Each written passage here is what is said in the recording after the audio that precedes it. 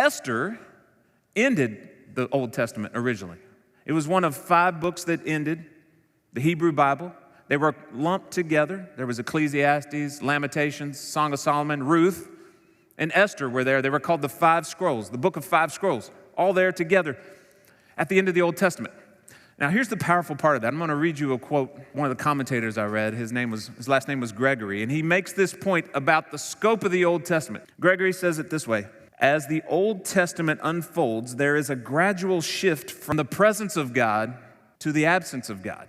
Now, let me unpack that a little bit, because I'm not saying God is absent, but over time, there's less prophets, and there's this decreasing obvious presence of God till we get to the book of Esther, where his name is not even mentioned. I mean, there's no obvious reference to God in the book.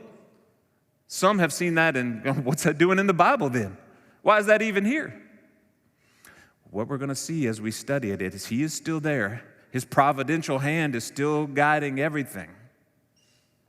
But it does leave us feeling like in this day and age, many times I find myself wondering, where are you, God? I mean, the world is all about power, all about strength. Their priorities are so different than it seems than anything you care about. Where are you in the midst of all this madness?